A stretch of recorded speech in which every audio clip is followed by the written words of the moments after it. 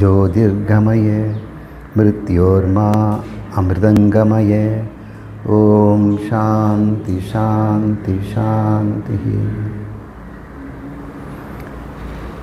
திருமந்திரத்தில் நாம் இன்று முதல் தந்திரத்தை ஆரம்பிக்கிறோம்.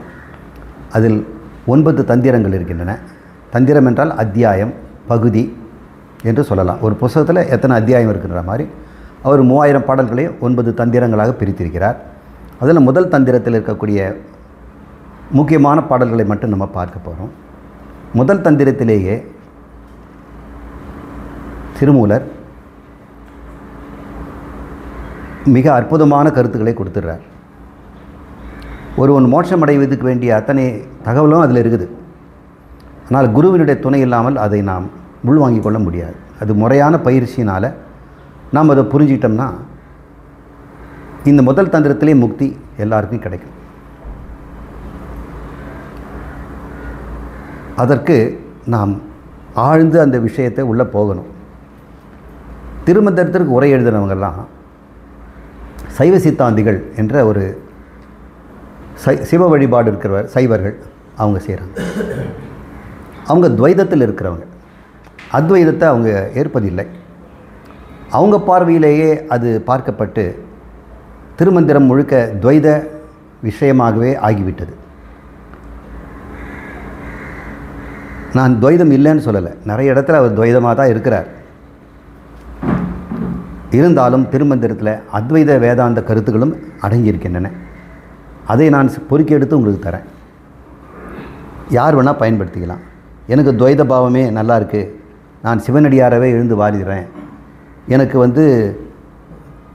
சிவலோக பதவியோ அல்லது சிவரூப பதவியோ சிவ சமீப பதவியோ எனக்கு கிடைச்சா போதும், சிவன் பக்கத்தில் இருக்கிறது, சிவன் உலகத்தில் வாழறது, அது சிவனுடைய உருவத்தில் இந்த பூமியிலேயே கோயில்களிலே பூஜை புனஸ்காரம் எடுத்துக்கொண்டு வாழ்வது என்ற முறையில் சரியை கிரியை யோகம் என்ற சாதனங்களை அவங்க பயன்படுத்துகிறாங்க. இதெல்லாம் சாதனங்கள். சரியை கிரியை யோகம் என்ற சாதனத்தினால ஒருவன் துவைதத்தில் தான் இருக்க முடியும். நான் வேறு இறைவன் வேறு என்ற வேறுபாடு இருந்துக்கிட்டே இருக்கும். ஞானம்ங்கிறது அவர் சொல்கிறார், அதுவும் உண்டு திருமந்திரத்தில் இருக்கிறது. சரியை கிரியை யோகம் ஞானம், சரியையில் சரியை சரியில் கிரியை சரியையில் யோகம் சரியையில் ஞானம்னு ஒவ்வொன்றுத்துலேயே 4 நாளாக பிரித்து அவர் நிறைய மந்திரங்களை எழுதியிருக்கிறார். அது சொல்லுதுன்னா நிறைய சாதனங்களை அவர் கொடுக்குறார். நீங்கள் எப்படி வேணால் நீங்கள் மக்கள் பலவிதமாக இருக்கிறாங்க. அவங்கள ஒரு சாதனம் இன்னொரு சாதனம் அவங்களுக்கு பிடிக்கிறது இல்லை. நான் இந்த சாதனை போகிறேன் இந்த சாதனை போகிறேன்.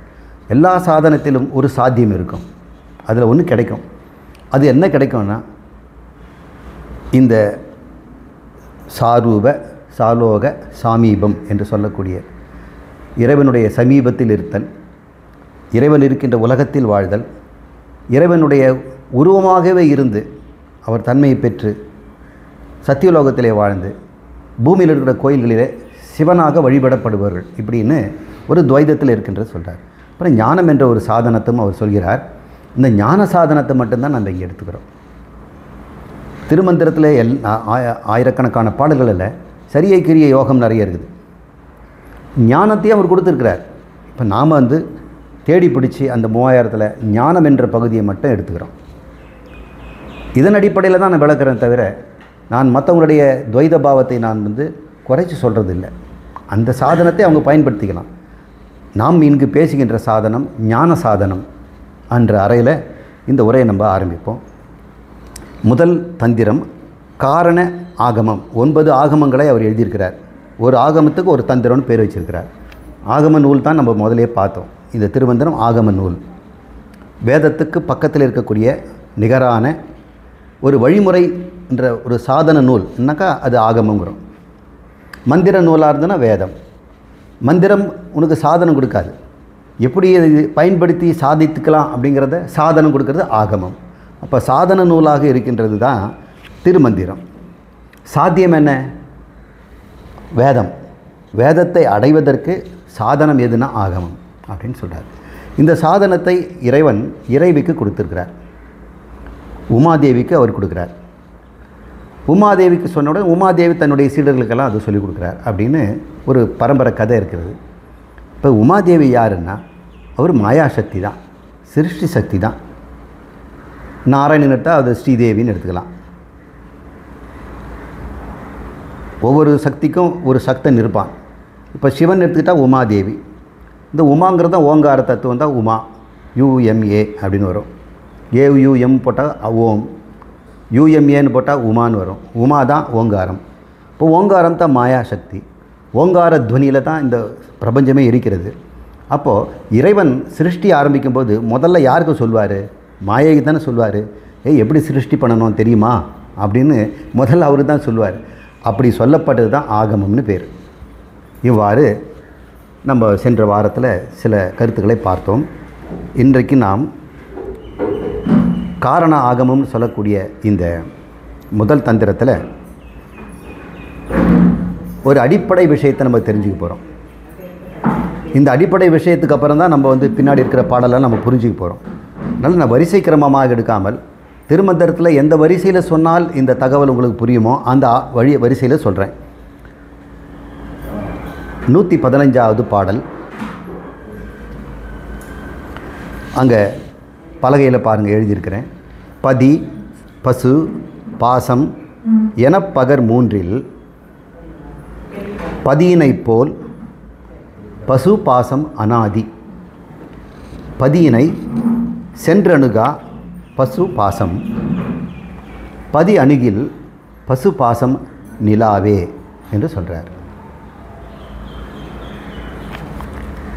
நிலாவே அப்படின்னா நிற்காது, மிச்சம் மீதி இருக்காது, அது போயிடும், ஓடி போயிடும் அப்படின்னு சொல்கிறார். இதனுடைய அர்த்தம் என்னன்னு பார்ப்போம். இதுதான் அடிப்படை தத்துவம். இந்த அடிப்படை தத்துவத்தை நம்ம முதல்ல புரிஞ்சுக்குவோம்.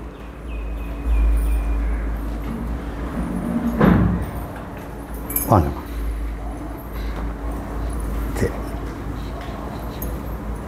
அங்கே உட்காந்துங்களா? பதி பசு பாசம் என்னன்னு பார்ப்போம். பதி என்றால் இறைவன், சிவன்னே வச்சுக்குவோம். ஏன்னா திருமந்திரத்து வரைக்கும் நம்ம சிவனை தான் நம்ம சொல்லணும். பாசம் பசு, மீதி 2 இருக்கிறது, அது பிரபஞ்சம்னு எடுத்துக்குவோம். இந்த பிரபஞ்சம் அதில் 2 இருக்குது. பசுன்னு சொல்லக்கூடிய நம்முடைய ஜீவர்கள், பாசம்னு சொல்லக்கூடிய இந்த ஜட உலகம். இது தானங்க இருக்குது மொத்தம். யாரையாவது கேட்டால் என்னென்ன இருக்குதுன்னு கேட்டோம்னா இறைவன் இருக்கிறார், ஜீவர்கள் இருக்கிறாங்க, இந்த உலகம் இருக்குது. இதை தான் பதி பசு பாசம் அப்படின்னு சொல்கிறாங்க. என்று சொல்லக்கூடிய இந்த மூன்றில் என பகர்னா என்று சொல்லக்கூடிய இந்த மூன்றில் பதியினை போல் பசு பாசம் அனாதி அப்படின்னு சொல்கிறார். அனாதி என்றால் தொடக்கமே இல்லாததுன்னு அர்த்தம். தொடக்கமே இல்லை. சில கேள்வி கேட்குறாங்க, கோழி முதல்லையா முட்டை முதல்லையா அப்படின்னு கேட்குறாங்க.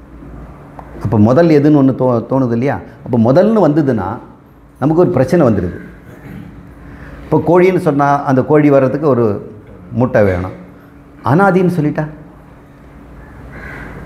அனாதினா தொடக்கமே இல்லை. தொடக்கமே இல்லைன்னா நீங்கள் கேட்கவே முடியாது. இல்லை முதல் தொடக்கத்தில் கோழி அப்படின்னு தொடக்கம் இல்லையா அப்படின்னா, அனாதினா எப்பொழுதுமே இருப்பதுன்னு அர்த்தம். எப்பொழுதுமே இருப்பதுன்னா என்ன? நம்ம சொல்கிறோம் கோழிங்கிறோம், முட்டைங்கிறோம். கோழி முதலா முட்டை முதலான்னு கேட்குறோம்.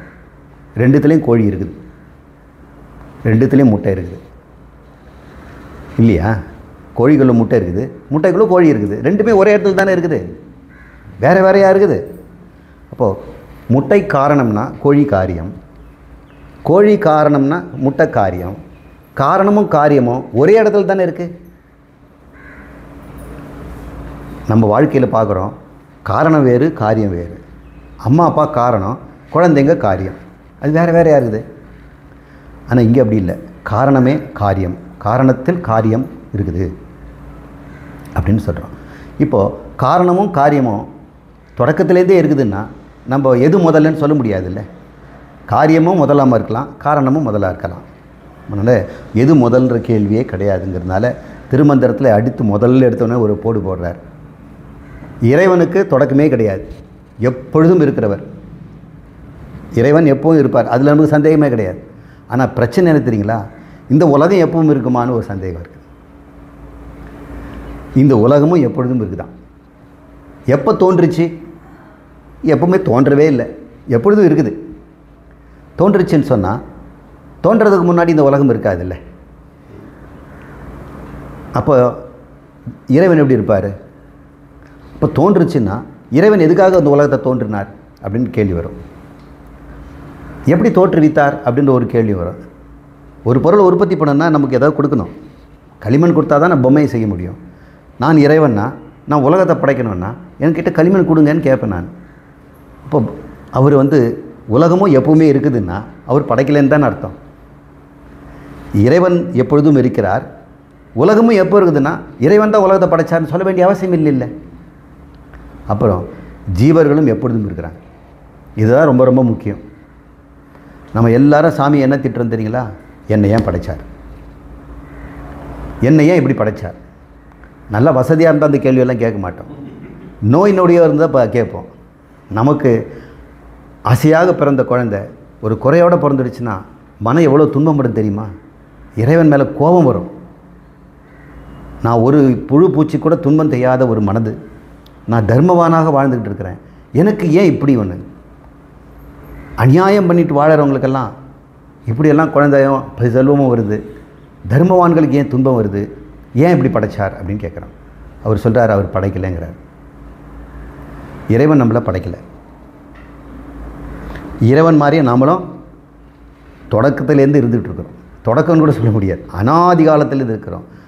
பதி, பசு, பாசம் என்று சொல்லக்கூடிய மூன்றில் பதியைப் போல, இறைவனைப் போல இந்த உலகமும் உயிரினங்களும் எப்பொழுதும் இருக்கின்றன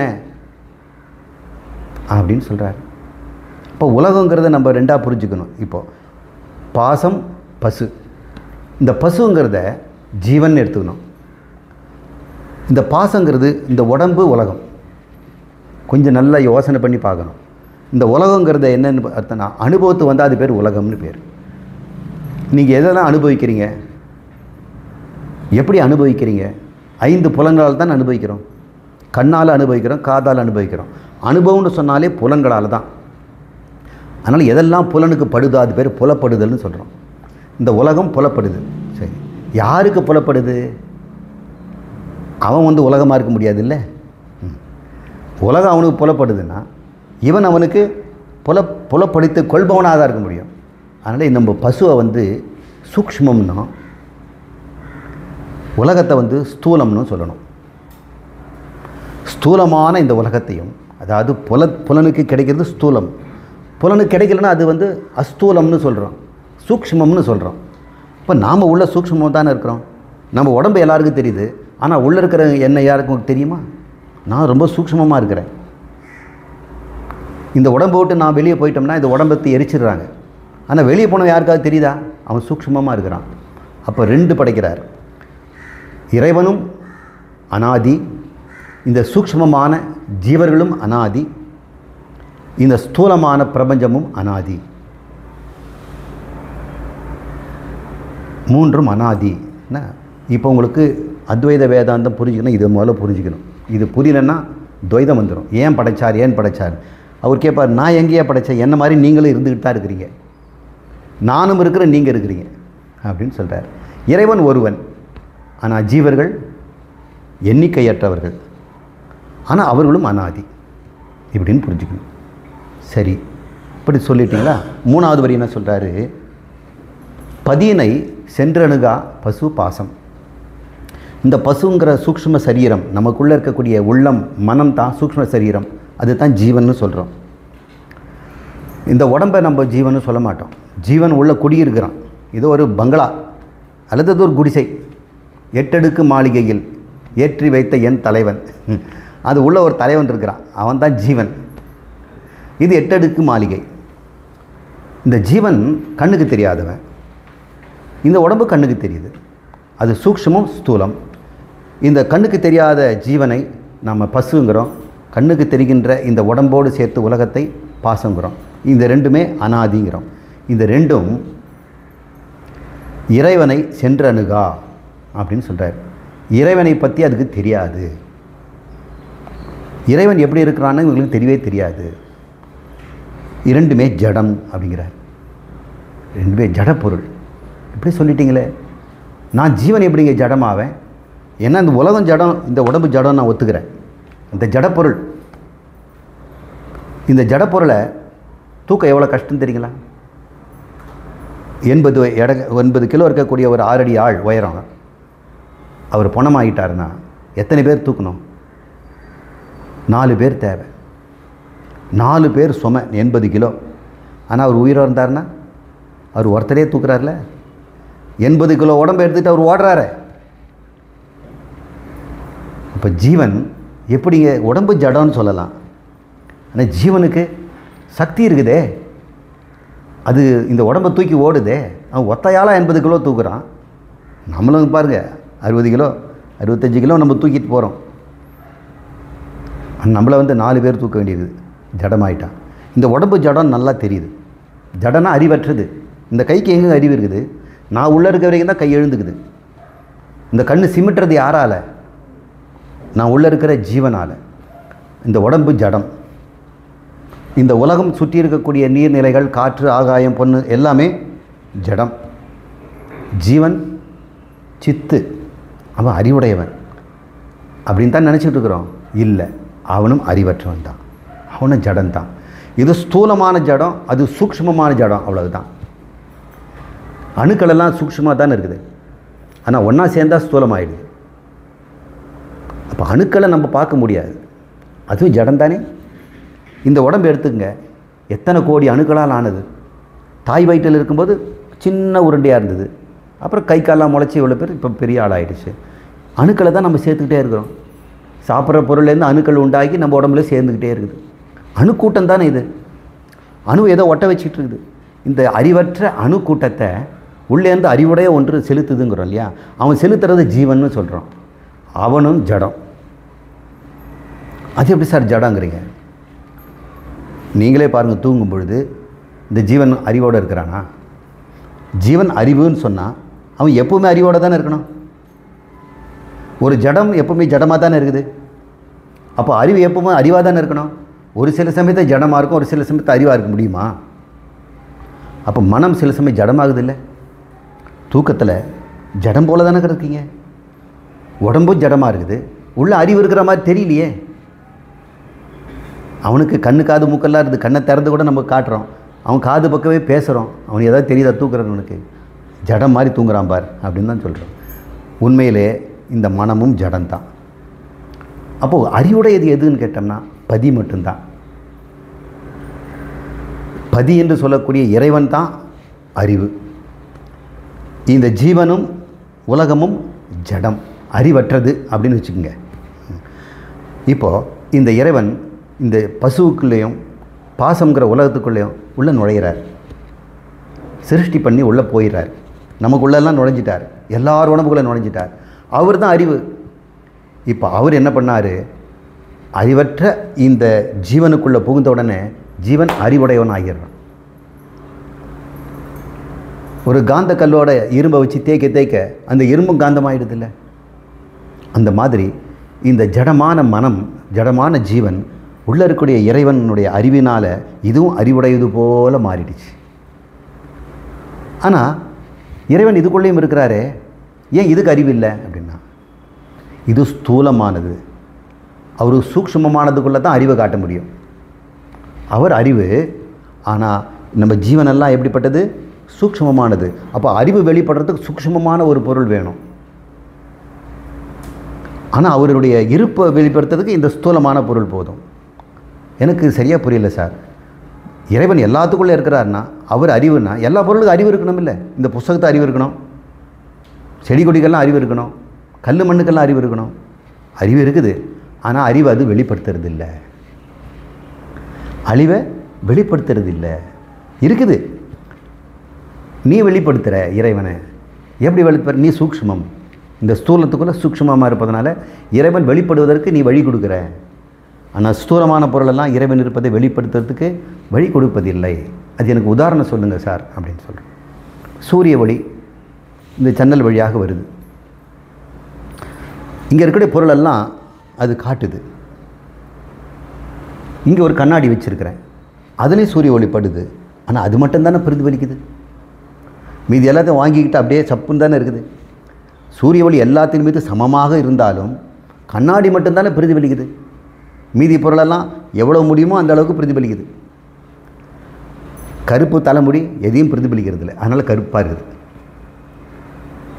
இப்போ சொல்லுங்கள், இறைவன் எல்லாத்துக்குள்ளே இருந்தாலும், எதில் பாசத்துக்குள்ளேயும் பசுக்குள்ளே இருந்தாலும், அப்படி அறிவு வெளிப்படுற இடம் எங்கே இருக்குதுன்னு பார்த்தா கண்ணாடி போன்ற இந்த சூக்ஷ்மமான ஜீவனிடம் வெளிப்படுறார். அதனால் ஜடமாக இருந்தால் கூட இந்த மனதிற்கு அறிவு கிடைச்சிடுச்சு.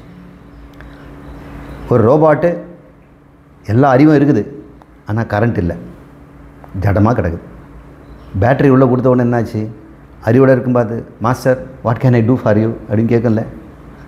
எஜமானா நான் ஏதாவது செய்யட்டுமா அப்படின்னு, போய் காஃபி போட்டு வா அப்படின்னு. ஸ்ட்ராங்காக வேணுமா லைட்டாக வேணுமா, பால் ஊற்றியா பால் ஊற்றாமலா, சர்க்கரை எத்தனை ஸ்பூன் போடலாம், டிகாக்ஷன் எப்படி போடலாம் அப்படின்லாம் கேட்கும். அப்போது அதுக்கு எங்கே இந்த அறிவு வந்தது? ஜடம் தானே, அது அறிவுடையதாக ஏதோ ஒன்று உள்ளே போய் மாற்றுச்சு இல்லை. அதுபோல் நமக்குள்ளேயும் இறைவன் நம்முடைய மனது அறிவுன்னு நம்ம நினச்சிட்டு இருக்கிறோம். இப்போதைக்கு நினச்சிக்குவோம், மனதை இப்போ அறிவுடையதுன்னு நினச்சிக்குவோம். ஆனால் அந்த அறிவை தருவது யார்? உண்மையிலேயே இறைவன் தான். அவர் அறிவுக்கு அறிவு. அவர் நமக்குள்ளே இருந்தார்னா அவர் பேர் ஆத்மான்னு பேர். எங்கும் இருந்தால்னா அவர் பேர் பிரம்மம் அல்லது ஈசன்னு பேர். நமக்குள்ளே இந்த மனசுக்குள்ளே நிரம்பி இருக்கும் பொழுது அந்த ஆத்மா மனசுக்கு அறிவு கொடுத்துடுச்சு. ஆத்மா அதனால் எதுவும் கெடலை, சும்மா கொடுத்துருக்குது. காந்தம் இரும்புக்கு காந்தம் கொடுத்துட்டுனா காந்தம் குறைஞ்சி போதா என்ன? எந்த குறைவும் வராது. இந்த மனதோடு, மனங்கிறது தான் சூக்ஷ்ம சரீரம், மனதோடு இந்த ஆத்மா கலந்த உடனே மனசுக்கு அறிவு வந்துடுச்சு. அறிவு கொடுத்தது யார்? ஆத்மா. அப்போ மனம் செய்கிற தப்புக்கெல்லாம் ஆத்மா சம்பந்தம் இருக்கா? மனம் 1000 தப்பு செய்யுது, பொய் சொல்லுது, ஏமாத்துது, வஞ்சனை செய்யுது. ஆனால் இது அறிவு இருக்கிறதுனால அத்தனையும் செய்யுது. ஆனால் அறிவு கொடுத்தது யார்? ஆத்மா. அப்போ அந்த வஞ்சனைக்கு ஆத்மா சம்பந்தம் உண்டா? கிடையாது இல்லை. இப்போ நீங்கள் உங்களுக்குள்ளே பாருங்கள், இறைவன் இருக்கிறார் அறிவாக. அவர் உங்களுடைய மனசுக்கு அறிவு கொடுத்துருக்கிறார். அந்த மனசு என்ன பண்ணுதுங்கிறது இறைவன் கையில் இல்லை, அது உங்கள் சொந்த விருப்பம். ஏன்னா மனசுக்கு சுயமாக அறிவு கொடுத்தாச்சு, இஷ்டம் போல் வாழ்ந்துக்கன்னு. அது இஷ்டம் போல் வாழும் பொழுது அது தப்பு தவறெல்லாம் செய்து பாவ புண்ணியங்களை செய்து அதை செய்து முடித்த உடனே சரி, ரொம்பவும் பாவம் பண்ணிட்டேன், ரொம்பவும் புண்ணியமும் பண்ணியிருக்கிற, இந்த உடம்பில் ஆயுள் முடிஞ்சு போச்சு, நீ செய்த பாவ புண்ணியத்தை அனுபவித்து இன்னொரு உடம்பு தரேங்கிறார். மறுபடியும் இந்த ஜீவன் பசு இன்னொரு பாசத்துக்குள்ளே போகுது. பாசம்னா உடம்பு, ஜடத்துக்குள்ளே. இவரும் ஜடம்தான். இந்த ஜடம் இந்த உடம்பு ஜடத்தை தேடி போகுமா? போகாது. ரெண்டுமே அறிவற்றது. கண்ணு தெரியாத ஒருத்தர் இருக்கிறார், அவருக்கு கோல் வேணும். கோல் வந்து ஐயோ இவர் கண் தெரியலையே, நம்ம அவர்கிட்ட போகணுன்ட்டு அவர் தேடி போகுமா? போக மாட்டார். சரி, இவராவது அந்த கறி எங்கே இருக்குதுன்னு அவர் தேடி போவாரா? அப்போ 2 பேரும் தேவை. ஆனால் ஒருத்தர் அணுக மாட்டார். பசு பாசம் ரெண்டுமே அணுகாது.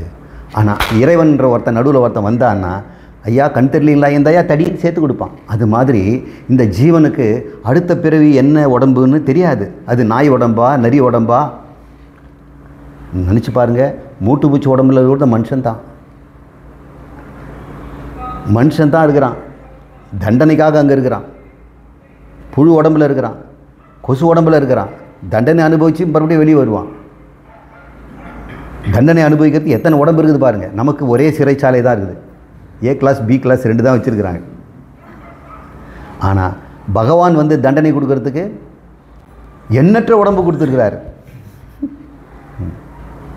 இப்போ சொல்லுங்கள், ஸ்தூலமான உடம்பு முதலா சூக்ஷ்மமான உள்ளம் முதலா? ரெண்டுமே எப்பவுமே தானே இருக்குது. அதில் பசுவும் பாசமும் அனாதி, இறைவனும் அனாதி. அவர் என்ன தான் பண்ணுறார்? அவர் நீ பசு செய்கிற ஒவ்வொரு பாவ புண்ணியத்திற்கும் ஏற்ற ஒரு பாசத்தை, பாசம்னா இந்த உடம்பு, இதை அவர் கொடுக்குறார். கோலும் குருடனுக்கும் சேர்த்து வைக்கிறார் அப்படின்னு பார்க்கணும். இப்போ பாருங்கள், பசுவும் பாசமும் அணுகா, அது ஒன்று அணுகாது. ஆனால் பசு தான் அதை சேர்த்து வைப்பார். பதியினை சென்றணுகா பசு பாசம். இந்த இறைவனை போய் அடையணும்னா இந்த ரெண்டுமே ஜடம். ஆனால் அவர் நினச்சிட்டார்னா பதி அணுகில் பசு பாசம் நிலாவே. பதி வந்து சேர்ந்துட்டார்னா இங்கே பசுவும் இல்லை பாசமும் இல்லை.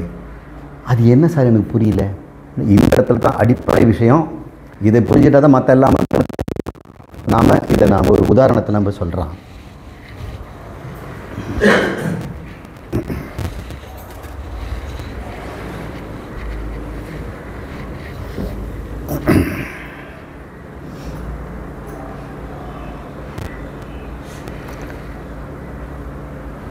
இது என்னன்னு கேட்டோம்னா சின்ன குழந்தைங்க எல்லாரையும் சொல்கிறோம், இது சொப்பு பானை அப்படின்னு சொல்லலாம்.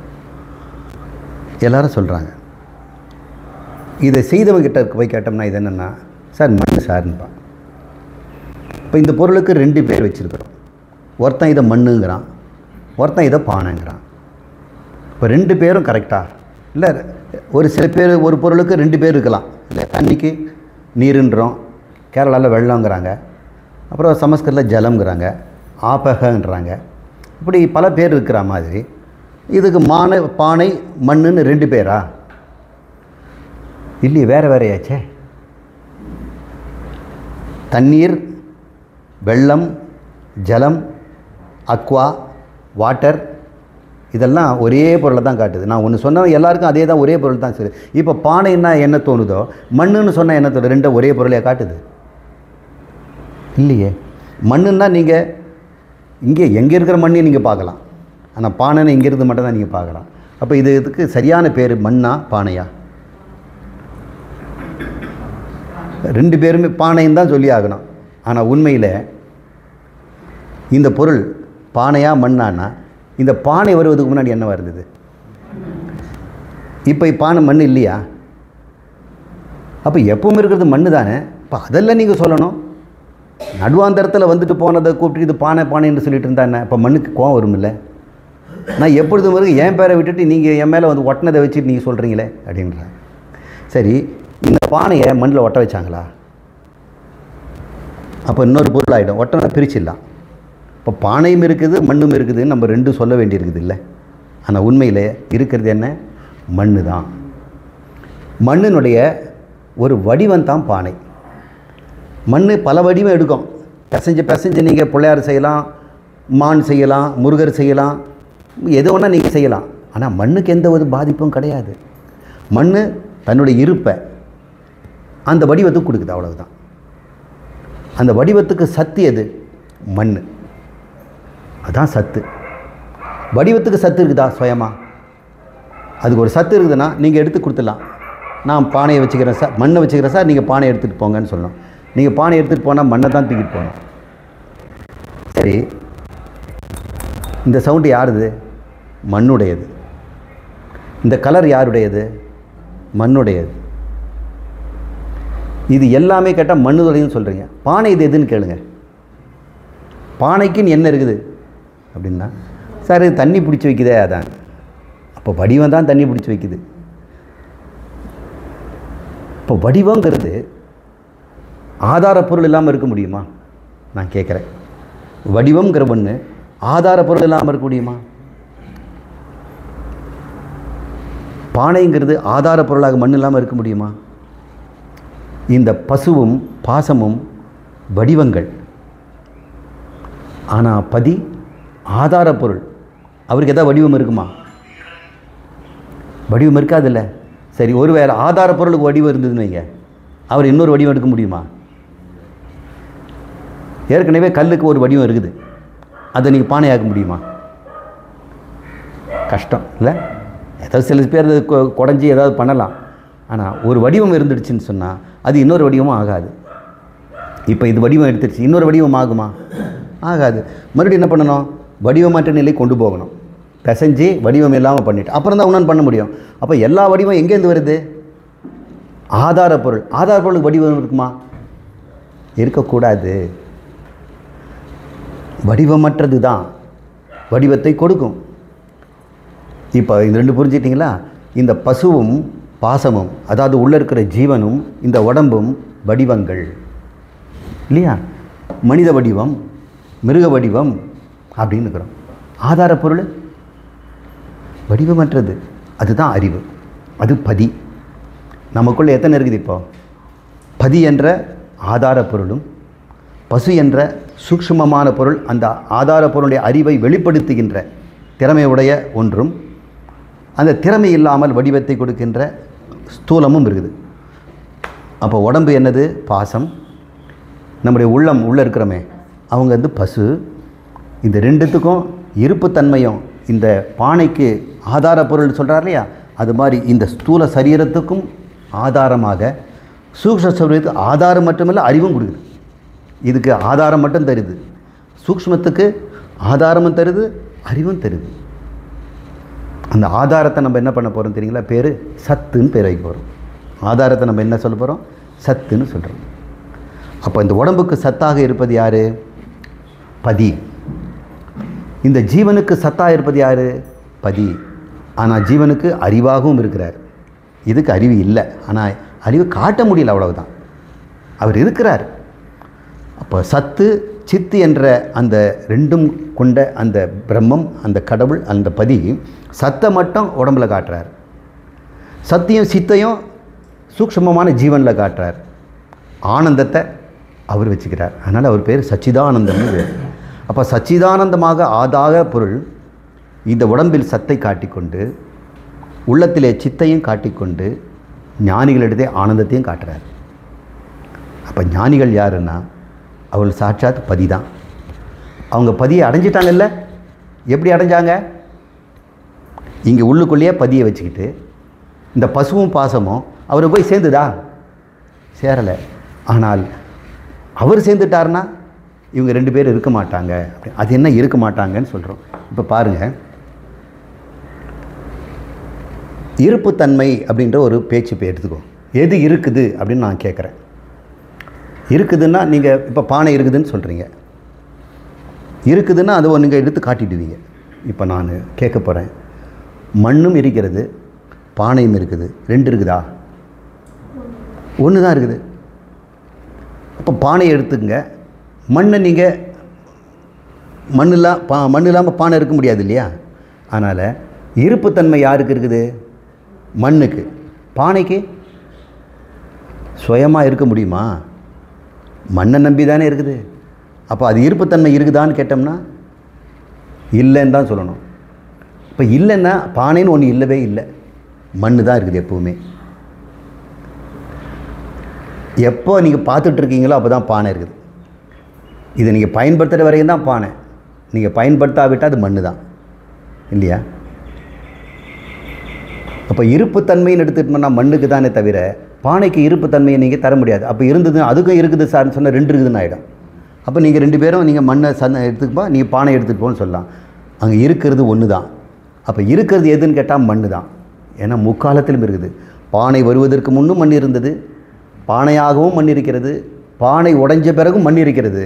ஆனால் பானை முன்னும் இல்லை, பின்னும் இல்லை, நடுவிலும் இல்லை. நடுவிலும் இல்லை. ஏன் இல்லைன்னா அதுக்கு இருப்புத்தன்மை இல்லை. இருக்குது சார், அதெல்லாம் தண்ணி பிடிச்சி வைக்கிறேன் அப்படின்னு சொல்கிறோம். அப்போ இருப்புத்தன்மை இருக்குதுன்னு சொல்ல முடியலை, இருக்குதுன்னு சொல்ல முடியல, இல்லைன்னு சொல்ல முடியலை, இருக்குதுன்னு சொல்ல முடியலை. அது அனிர்வச்சனீயம், அது சொல்லனாதது. அது இருக்குதா இல்லையான்னு சொல்ல முடியாது. ஆனால் நிச்சயமாக மண்ணை நம்ம இருக்குதுன்னு சொல்லிடலாம். எப்போ கேட்டாலும் மண் இருக்குதுன்னு சொல்லலாம். ஆனால் பானையை நீங்கள் அப்படி சொல்ல முடியாது. பானையை இருக்குது என்றும் சொல்லலாம், இல்லை என்றும் சொல்லலாம். இப்போ நீங்கள் இது பானைன்னு சொல்லிட்டீங்க. இந்த பானை மண்ணில் இருக்குதா உங்கள் புத்தியில் இருக்குதா? உங்கள் புத்தியில் தான் இருக்குது. புத்தியில் தான் இருக்குது. ஆனால் மண் எப்போ இருக்குது? இப்போ எறும்பு இங்கே போகுது, பானையில் போகிறோம் பத்திரம் அப்படின்னு சொல்லுமா? மண் மேலே போய்கிட்டு இருக்குன்னு தானே சொல்லும்.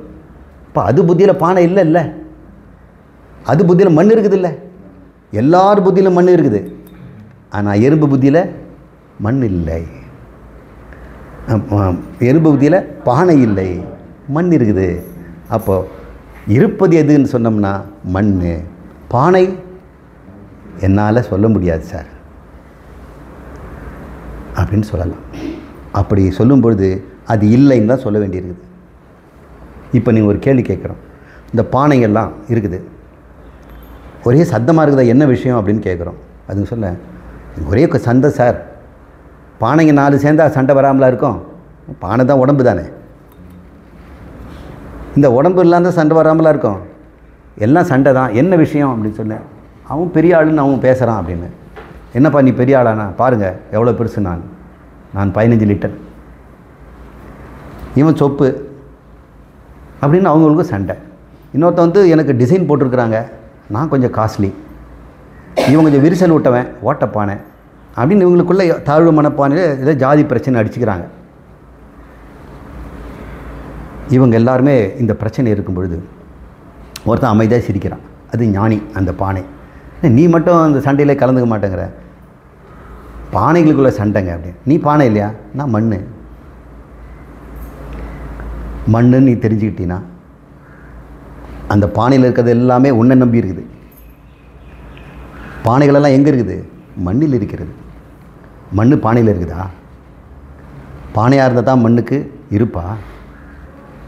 இப்போ பிரச்சனை எல்லாமே இந்த சரீரமும் சூக்ஷ்ம சரீரமும் தான். எல்லாத்துக்கும் பொதுவாக இருக்கிற மண்ணுக்கு கிடையாது. அது பேர் அன்மயம்னு பேர். எல்லாம் ஒத்து போகுது. அன்மயம்னா ஒத்து போதல். தன்னை எல்லாரும் மண்ணுன்னு தெரிஞ்சுக்கிட்டோம்னா, எல்லாரும் பதி இருக்கிறாருன்னு தெரிஞ்சுக்கிட்டோம்னா எல்லாரும் ஒத்து போயிடுவோம். எல்லாரும் பதி ஒன்று தானே. ஆனால் வித்தரீகம் சொல்லக்கூடிய இந்த பதியினால் வெளிச்சம் தரப்பட்ட, அறிவு தரப்பட்ட மனதை நானுன்னு சொன்னோம்னா தான் பிரச்சனை வருது. அந்த மனசில் தானே 1000 எண்ணங்கள், அதில் தானே அகங்காரமும் கோபமும் பொறாமையும். அதனால தான் இத்தனை சச்சரவு. இந்த மனம்னு சொல்லக்கூடியது எல்லாமே ஜடம். அங்கே பதி ஒருவன் தான் இருக்கிறான். இந்த பதியை இவங்க ரெண்டும் அணுகாது. பானை மண்ணை அறிந்து கொள்ளவே அறியாது, ஆனால் மண் அறியும் எல்லா பானையும். அதனால் பதி நினச்சாருன்னா பசு பாசம் வந்துடும். அது நிலாவே அப்படின்னு சொல்கிறாரு. ஏன்னா நிற்கிறது இல்லைன்னா, எது நிற்கிறது இல்லைன்னா, இது இருக்குதா இல்லையான்னு கேட்டோம்னா இல்லைன்னு தான் சொல்லணும் அப்படின்னு சொல்ல வேண்டியதுனால இந்த முதல் பாடலில் ஆதார விஷயத்தை நம்ம தெரிஞ்சுக்கிட்டோம். பதி என்பதும் பாசம் என்பதும் பசு என்பதையும் நம்ம தெரிஞ்சுக்கிட்டோம். அடுத்தது என்ன பார்ப்போம்?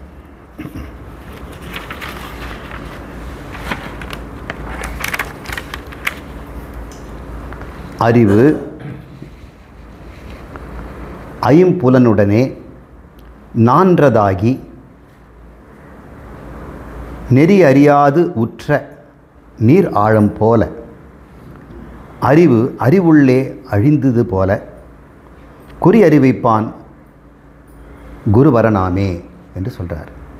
அறிவு ஐம்புலத்துடனே நான்றதாகி நெறி அறியாதுற்ற நீராடம் போல, அறிவு அறிவுள்ளே அழிந்தது போல, குறி அறிவிப்பான் குருபரனே என்று சொல்கிறார்.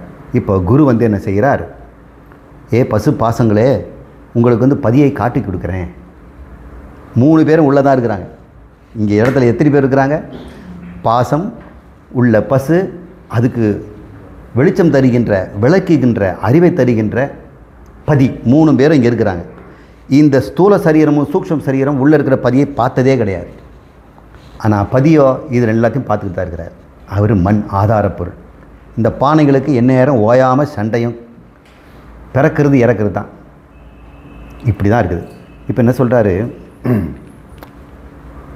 இந்த மனம் என்ற ஒரு பொருள் சூக்ஷ்ம சரீரம்னு சொன்ன இல்லையா, பசு.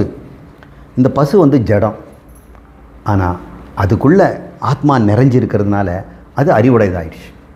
எப்படி இது ஆச்சு அப்படின்னா, அதன் தன்மை இதுக்கு வந்துடுச்சு. பக்கமே இருக்கிறதுனால அதன் தன்மை, காந்தத்தினுடைய தன்மை இரும்புக்கு வந்த மாதிரி. அது கூட நமக்கு பொருத்தம் இல்லை. ஏன்னா காந்தம் வேறு இரும்பு வேறுன்னு பிரிச்சிடலாம். நாம் என்ன சொல்கிறோம்? தப்த அயப்பிண்டம் அப்படின்னு ஒரு உதாரணம் சொல்லுவாங்க. தப்தம்னா நல்லா நெருப்பில் வந்து காய்ச்சியேன்னு அர்த்தம். தகிக்குதுன்னு சொல்கிறேன்னா அது பேர் தப்தம்னு பேர். தப்தம். அயப்பிண்டம், அயம்னாக்கா இரும்பு, பிண்டம்னா உருண்டை. இரும்பு உருண்டை அயப்பிண்டத்தை எடுத்து நல்ல நெருப்பில் போட்டு காய்ச்சிட்டோம்னா அது பேர் தப்த அயப்பிண்டம். நெருப்பிலிட்டு காய்ச்சிய இரும்பு குண்டு. இப்போ அந்த இரும்பு குண்டை அப்படி தூக்குறோம். தூங்குனா அது வெளிச்சமாக இருக்குது. அந்த வெளிச்சம் யாருது? அக்னி இது உடையது. ஆனால் எடை அதிகமாக இருக்குது. அது நெருப்புதா? அது இரும்புனுடையது. அப்போ இப்போ நெருப்புக்கு எடை வந்துடுச்சு, இரும்புக்கு வெளிச்சம் வந்துடுச்சு. எடை மாறி போச்சு இல்லை? இதன் தன்மை அதிலும் அதன் தன்மை இதிலும் பார்க்குறோம். அதை சேர்த்து ஒரு பொருளாக பார்க்குறோம். இப்போ நாம் என்ன பண்ணுறோம்? பசு என்கின்ற இந்த ஜீவனுக்குள்ளே ஆத்மா நிரம்பி இருக்குது. பசுவை இரும்பு கொண்டு நினச்சிக்கங்க. அதில் இப்போ ஒளியாக நெருப்பாக இருப்பது யார்? ஆத்மா. இப்போ ரெண்டும் கலந்து அறிவுடைய ஜடம் போல தெரியுது. ஜடம் இப்போ ஜடம்னு சொல்ல முடியல, அறிவுன்னு சொல்ல முடியும். ஆதார பொருள் கூட இந்த பானைங்கிற வடிவங்கிறது ஒட்டிக்கிட்டு இருக்குது. ரெண்டு பொருளானா ஒரு பொருள் தான். இப்போ பாருங்கள், இந்த மனசு என்ன துள்ளும் அறிவு கொடுத்துட்டோம்னா, ஒரு சாதாரண ஆளுக்கு ஒரு அறிவு கொடுத்துட்டோம்னா என்ன ஆகும்? கத்திரிக்காய்க்கு அறிவு கொடுத்துட்டீங்கன்னு வைங்க, நீங்கள் தோட்டத்தில் போய் பிடிக்க முடியுமா? மானு பிடிக்கிற மாதிரி எல்லாம் உருண்டு ஓடும். உருளைக்கிழங்கு, பூசணிக்காயம் ஒரு மனுஷனாலும் சமைக்க முடியாது. அது நல்ல வேலை, அது ஜடத்தன்மை அதிகமாக இருக்குது, அறிவுத்தன்மை கம்மியாக தான் இருக்குது. அறிவு கொடுத்துட்டவுடனே இந்த மனசுக்கு பண்ணாத கூத்தெல்லாம் பண்ணுது, செய்யாத சேஷ்டையெல்லாம் பண்ணுது. ஒருத்தன் ராக்கெட்டு விடுறான் இந்த மனசை பயன்படுத்தி, ஒருத்தன் வீடு கட்டுறான், ஒருத்தன் நொந்து அழறான், ஒருத்தன் கெட்ட வழியில் போகிறான், ஒருத்தன் தர்மமாராக போகிறான். எல்லாம் அந்த மனம் செய்யுது. அந்த மனசுக்கு அதெல்லாம் செய்வதற்கு ஆதார பொருளாக இருக்கிறது அறிவு தான்.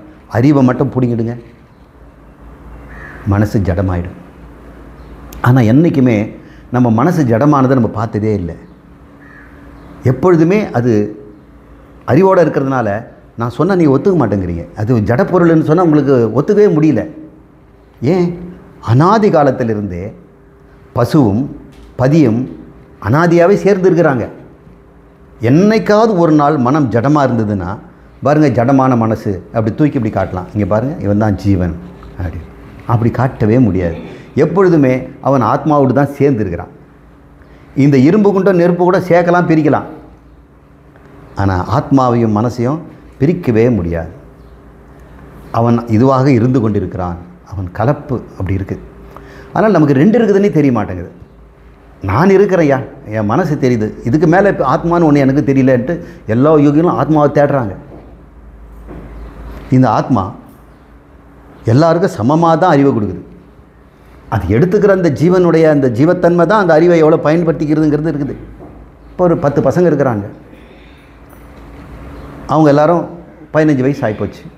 அப்போ நாங்கள்லாம் தனியாக பிஸ்னஸ் பண்ணிக்கிறோம் அப்படின்னு சொல்கிறார். எல்லாருக்கும் சமமாக அப்பா 10 லட்சம் 10 லட்சம் 10 லட்சம் கொடுக்குறாரு. அப்போ 1 கோடி, 1 கோடிங்களா, 100 லட்சம் 1 கோடி, 1 கோடியை 10 பேருக்கு பிரித்து கொடுத்துட்டார். அது மாதிரி ஆத்மா ஒவ்வொரு சூக்ஷ்ம சரீரத்துக்கும் அறிவை கொடுத்துடுச்சு, சமமாக தான் கொடுத்துருது. ஆனால் எல்லாரும் அந்த அறிவை ஒரே மாதிரி பயன்படுத்துவாங்களா? மனதும் அறிவுடையது மாதிரி இருக்குது, ஆத்மாவும் அறிவு இருக்குது. ஆனால் அது கடன் வாங்கிய அறிவு, இது சுய அறிவு. இது சுயமாக தன்னைத்தானே அறிவது.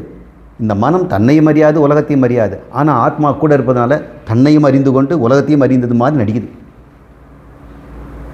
இந்த 10 பசங்களும் 10 லட்சம் வாங்கினவனை என்ன பண்ணுவான்னு நினைக்கிறீங்க? அவங்க அங்கே இஷ்டம் போல் வாழறாங்க. அதே போல் இந்த மனசுக்கு இந்த ஆத்மா அறிவு கொடுத்த உடனே அவனுடைய இஷ்டம் போல் வாழறான். யாருமே நமக்கு அறிவு கொடுத்தவன் யாருன்னு தேடுறதே கிடையாது. என் அறிவுக்கு அறிவாக எனக்குள்ளேயே இருக்கின்ற அந்த அந்தர்ஜோதியை நான் பார்க்கவே மாட்டேன், உலகமே எனக்கு போதும்னுக்குது. ஏன்னா இந்த சூக்ஷ்ம சரீரம் எங்கே இருக்குது? உடம்புக்குள்ளேயே எப்பவும் இருக்குது, அனாதி காலத்துலேருந்து. இந்த உடம்பு விட்டால் தேவலோகத்தில் ஒரு உடம்பு, அந்த உடம்பு விட்டால் நரகலோகத்தில் ஒரு உடம்பு, அந்த உடம்பு விட்டால் மிருகத்தில் ஒரு உடம்பு. எப்போவுமே உடம்போடு தான் இருக்குது. இந்த ஜீவன் உடம்பு இல்லாமல் இருந்ததில்லை. இந்த பூமியில் தான் ஆவிகள் மாதிரி சிலது உடம்பு இல்லாமல் சுற்றுது. அதுவும் கூட உடம்பை வந்து ஒட்டிக்குது. நீங்கள் எங்கேயாவது போனீங்கன்னா உடம்புள்ள ஒட்டிக்கும். அதுக்கு உடம்பு இல்லாமல் இருக்கவே முடியாது. அப்படி நீங்கள் ஒட்டுறதுக்கு ஆள் இல்லைன்னா மரம் செடி கொடிகளில் போய் ஒட்டிக்கும். அதுக்கு வேண்டியது பிராணம் தானே. அப்போ உடம்பு ஏதாவது வேணும்னா மரத்தில் போய் அந்த ஆவி இருந்துக்கும். அதனால் சிலத்து மரத்தை எடுத்து தூங்காதீங்க, அங்கே போகாதீங்கலாம் சொல்லுவாங்க. இந்த சூக்ஷ்ம சரீரங்கிற இந்த பசு பாசம் என்ற உடம்பு இல்லாமல் இருந்ததே கிடையாது, அனாதி காலத்திலேருந்தே. அப்போது இந்த அறிவுடைய பசு அனாதி காலத்திலேருந்தே சரீரத்தில் இருந்ததுனால அது என்னத்தை அறியும்? நான் சரீரம்னு தான் அறியும். என்னைக்காவது பதின்னு அறிஞ்சிருக்குமா? ஆனால் ஞானியினால் பசுவை கண்டு அந்த பதியை அறிந்து கொண்டால் அதுக்கப்புறம் இந்த பசு பாசம்னு சொல்லுற ரெண்டுமே காணா போச்சு அவனுக்கு இலாவே அப்படின்னு சொல்கிறார். இப்போது இந்த பாட்டில் அறிவு, எந்த அறிவு? ஆத்மா அறிவு. இப்போ எப்படியா இருக்குது? மனம்ங்கிற ஒன்று கண்டிஷன்டு இல்லையா? அன்கண்டிஷன்டு ஆத்மா, அன்னவச்சின்ன ஆத்மா, துண்டுபடாத எங்கும் வியாபித்த அந்த ஆத்மா. ஆனால் மனசுக்குள்ளே இருக்கும்போது மனதளவு சுருங்கிட்டா மாதிரி தெரியுது. அது பேர் அவச்சின்னம்னு பேர். அந்த கரண அவச்சின்ன ஆத்மா ஜீவன் அப்படின்ற டெஃபினேஷன். எங்கும் இருக்கின்ற ஆத்மா, எங்கும் இருக்கின்ற ஆகாயம் இந்த பானைக்குள் இருப்பது போல தெரிஞ்சால் இது குடாகாயம்ங்கிறோம். உள்ளே இருக்கிறது பானைக்குள்ளே இருக்கிற இடம்னு சொல்கிறோம். ஆனால் பானைக்கு உள்ளே இருக்குது இடம். பானை தான் அது உள்ளே இருக்கிற மாதிரி காட்டுது. அது எல்லா இடத்துலையும் இருந்துக்கிட்டு தான் இருக்குது. ஆனால் நம்முடைய அறியாமையினால் பானைக்குள்ளேயும் ஒரு ஆகாயம் இருக்குது, வெளியும் ஒரு ஆகாயம் இருக்குது, ரெண்டு சொல்கிறோம். இப்போ பாருங்கள், உள்ளே இருக்கிற ஆகாயத்தை வெளியே ஆகாயத்தில் கலக்க போகிறேன்னு சொல்லி பானையை உடச்சிடுறோம். உடச்ச உடனே ரெண்டும் சேர்ந்துடுதுங்கிறோம். ரெண்டும் சேரவே இல்லை. முதல்ல பிரிஞ்சாதானே, பிரிந்தால்தானே சேருவதற்கு. நமக்கு ஏமாற்றப்பட்டோம். வெளியே இருக்கிற ஆகாயம் பதி, உள்ளே இருக்கிற ஆகாயம் பசு அப்படின்னு சொல்கிறோம். உண்மையை பசுவும் பதியும் ஒன்று தான். இந்த அறிவு தான் உள்ளே இருக்கிற அறிவும். ஆனால் இந்த அறிவு ஜடத்தோடு கலந்த அறிவு. இது ஜடமற்ற அறிவு. அது மாயை நீங்கிய அறிவு. இது மாயையில் சிக்கிய அறிவு, அந்த கரணத்தில் சிக்கிய அறிவு. இப்போ சொல்கிறாரு, இந்த அறிவு, இந்த அந்த கரண அறிவு ஐம்புலனுடனே இந்த சரீரம்னு சொல்லக்கூடிய இதிலே நான்றதாகி கலந்து போச்சு. அனாதி காலத்துலேருந்து கலந்தாலே என்ன சொல்லும்? நான் உடம்புன்னு தான் சொல்லும். உண்மையான அறிவு என்ன சொல்லும்? உடம்பாவது மண்ணாகுது, நான் எங்கும் இருப்பவன் தான் சொல்லும். ஆனால் அந்த அறிவுக்கு அனாதி காலத்திலேருந்து இந்த உடல் சம்பந்தமோ இந்த உள்ள சம்பந்தம் இருந்ததுனால அது என்றைக்குமே தன்னுடைய உண்மையான சுரூபத்தை அறிந்து கொள்ளவே இல்லை. இப்படி இந்த அறிவு ஐம்புலனோடே எப்பொழுதும் இருப்பதனாலே, நான்றதாகி அதோடு கலந்ததுனாலே நெறியறியாது உற்றுது. அது எங்கே போகணும்னு தெரியல. அது வீடு பேருக்கு தான் போகுது. எல்லாரும் எங்கே போகிறோங்கிறாங்க? வீட்டுக்கு போகணுங்கிறாங்க. வீடு என்ன தெரியுங்களா? ஆனந்தமாக இருக்கணும், சுகமாக இருக்கணும். எல்லாரும் கடை தெருவுக்கு போனதெல்லாம் சுகத்துக்கு தான் போகிறாங்க. பைப்பையா சுகம் வாங்கிட்டு வராங்க. சுகம் தேடாதான் எவன் இருக்கிறான்? சுகத்துக்கு தானே இவ்வளோ பாடு. ஆனால் இந்த சுகமே நீதான் அப்படின்னு தெரியாததுனால சுகத்தை ஐம்புலன் மூலம் தேடிட்டு இருக்கிறோம். இந்த ஐம்புலன் மூலம் சுகம் வந்ததுன்னு வைங்க, யாருக்கு வரும்? இந்த மனதுக்கு தானே வரும். மனந்தமா ஜடமாச்சே, அதுக்கு எங்கே சுகம்? ஆத்மாவுக்கு தானே. அப்போ ஆத்மா எப்போ சுகமானது தானே, தெரிய மாட்டேங்குதே. அப்போ ஆத்மாவுக்கு நான் சுகம்னு தெரியுது, ஆனால் அந்த கரணத்தில் கலந்துருக்கிற ஆத்மாவுக்கு தெரியல. அப்போ அந்த கரணத்தில் கலந்துருக்கிறது ஒரு ஆத்மா இருக்குது இல்லையா, அதுக்கு ஒரு பேர் கொடுப்போமா? அது ஜீவன்னு சொல்லலாம். இன்னொன்று சிதாபாசன்னு பேர். வெளியே இருக்கக்கூடிய எங்கும் இருக்கிறத சித்துன்னு பேர் வைப்போம். அது மனசுக்குள்ளே மட்டும் இருந்ததுன்னா அது பேர் கலந்து கலப்பறிவு. அந்த அறிவை சிதாபாசன். ஆபாசம்னா பிரதிபிம்பம். கண்ணாடி முன்னாடி நிற்கிறீங்க, அங்கே ஒரு நீங்கள் இருக்கிறீங்க, இங்கே ஒருத்தர் இருக்கிறீங்க. அது கண்ணாடிங்கிறது மனம், அதில் நீங்கள் பிரதிபலிக்கிறீங்க, ஆத்மா. இப்போ நீங்கள் ஆத்மா, கண்ணாடியில் தெரிகிற நீங்கள் ஆத்மாவினுடைய பிரதிபிம்பம். சாயா ஆத்மா, சாயான நிழல்.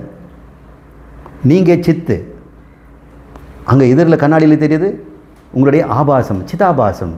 அதுக்கு இருப்பிடம் தரது யார்? கண்ணாடி. இப்போ மனசில் இருக்கக்கூடிய சிதாபாசம் யார்? சித்து தான். ஆனால் அந்த சிதாபாசன் அனாதி காலத்திலிருந்து, அதுக்கு தான் அனாதி முதல்ல புரிஞ்சுக்கணும். இந்த மனதிலேயே ஒட்டி இருக்கிறதுனால மனம்தான் நானுன்னு முடிவு பண்ணிட்டான். அப்படி போனோம்னா அவனுக்கு நெறி தெரியல. நெறினா என்ன? வீடு பேர், ஆனந்தம், மோட்சம். அது தெரியாது.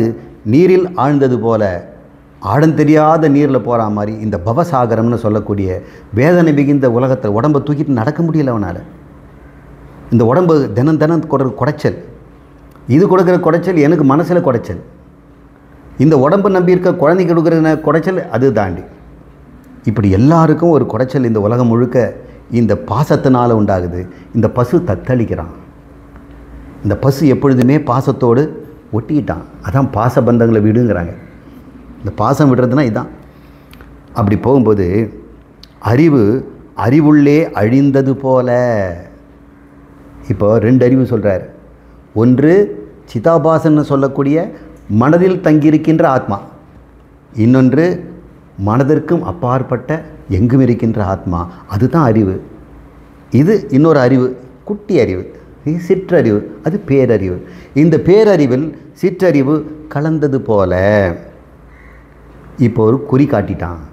இப்போ குழி அறியாது உலகத்தை தேடிட்டு இருந்தோம். இப்போ சிதாபாசன் என்ன சொல்கிறான்? முட்டாள், நீ பதிடா, நீ பாசம்னு நீ அறியாமையில் சொல்லிட்டு இருக்கிற. நீ இருக்கிற அந்த வீட்டை வச்சு நீ ஒன்று அடையாளம் பண்ணிகிட்டு இருக்கிற. நான் குடிசைவாசி, நான் பங்களாவாசி அப்படின்னு நீ சொல்லிட்டு இருக்கிற. இது நீ நீ அதை இல்லாமலும் இருக்கின்ற வாசி, அதை புரிஞ்சிக்க அப்படின்னு சொல்லும்போது அந்த அறிவுள்ளே அழிந்தது போல. இப்போ இது உள்ளே இருக்கிறது சிதாபாசங்கிற அறிவு, வெளியே இருக்கிறது சித் என்ற சைதன்யம்னு சொல்லக்கூடிய ஆத்மா, பரம்பொருள், பதி. இது பசு. இது வந்து பாசம். இந்த பாசத்துக்குள்ளே இருக்கிறதுனால இந்த பசு தன்னை சிற்றறிவு என்று நினச்சிக்கிட்டு இருக்குது. உண்மையிலே அது சிற்றறிவு அல்ல. இது இந்த இந்த இது இந்த பொய்யின்னு இந்த பானையை கண்டுபிடிச்சிட்டா என்ன ஆகும்? இந்த உள்ளே இருக்கிற அறிவு வெளி அறிவோட கலந்துருமில்ல. எப்பொழுது இந்த சரீரத்தையும் இந்த ஜடமான பொருளையும் நான் இல்லைன்னு கண்டுபிடிச்சிட்டோமோ, அப்போ நான் யாருன்னு தெரிஞ்சு போச்சு இல்லை. நான் யார்? அப்போ பதி. பசு தன்னை பதி என்று அறிந்து கொண்ட, அது பேர் பதிஞானம்னு பேர். முதல்ல நான் யாருன்னு கண்டுபிடித்து பாசஞானம். இந்த உலகம் என்ன, உடம்பு என்னன்னு கண்டுபிடித்து பாசஞானம். இந்த டாக்டருங்கெல்லாம் படிக்கிறதெல்லாம் பாசஞானம் தான். இந்த யோகாவில் உட்காந்துட்டு கண்டுபிடிக்க ஆத்மா ஆத்மான்னு சொல்லிக்கிறவங்கெல்லாம் பசு ஞானம்தான். ஆனால் வேதாந்தம் தான் பதிஞானத்தை தருது. நீ எவ்வளோ காலம் யோகாவில் இருந்தாலும் உடம்புக்குள்ளே ஒரு ஆத்மா இருந்து கண்டுபிடிச்சிடுவீங்க. அது பாசம் எதுன்னு கண்டுபிடிச்சிருங்க, பசு எதுன்னு கண்டுபிடிச்சிருங்க. அது பசு ஞானத்தை நின்றுடும். அதனால் திருமூல மூலர் சொல்கிறாரு, முதல்ல இந்த பாச ஞானம் உலகத்தை தெரிஞ்சுக்க, அதுக்கப்புறம் பசு ஞானம் நீ சிதாபாசன்னு தெரிஞ்சுக்க, அப்புறம் பதிஞானத்தில் ஆபாசம் அல்ல நீ சித்துன்னே தெரிஞ்சுக்க. இதுதான் மோட்சம் அப்படிங்கிறார். இப்போ பாருங்கள், இந்த மந்திரத்தை இந்த மாதிரி பெரிய விஷயத்தை 1 மணி நேரம் பேசுகிற விஷயத்தை 4 வரியில் அழகாக நமக்கு சொல்கிறார். அறிவு ஐம்புலனே நான்றதாகி நெறி அறியாது உற்ற சூழ் ஆழம் போல, நீர் ஆழம் போல. அடடா, நான் சேராத இடம் சேர்ந்து விட்டேனே. நான் பதி அல்லவா? நான் பாசத்தோடு சேர்ந்துட்டேனே. பாசத்தோடு சேர்ந்தவன பசுவாயிட்டேன், உடம்பளவாயிட்டேன். நான் உடம்புக்கு மீறிய அகண்ட விருத்தி இல்லையா, எங்கும் இருக்கிறவன் இல்லையா? ஆனால் அறியாமையில் வந்துட்டேன். என் குரு வந்தார், குறி அறிவிப்பான் குரு பரநாமே. குரு வந்து இன்னைக்கு சொல்லிட்டார், டேய் உன்கிட்ட அறிவு இருக்குதுல்ல, அந்த அறிவு ஆத்மானுடையது தான். அது உன்னுடைய மனத்தில் பிரதிபலித்து மனசுக்கு ஒரு அறிவு கொடுத்துடுச்சு. நீ மனசு நீ நினச்சிட்டு இருக்கிற, மனமல்ல நீ, உடம்பல்ல நீ, 5 கோஷங்கள் அல்ல அப்படின்னு நீ தள்ளிட்ட பிறகு நீ பதி என்று அறிந்து கொள்வாய் என்று அவர் சொல்கிறார். இது வரைக்கும் நம்ம ஒரு முக்கியமான ஆதார விஷயத்தை புரிஞ்சுக்குவோம். ஒரு இடைவேளைக்கு அப்புறம் மறுபடியும் மிச்சம் இருக்கிறத பார்ப்போம்.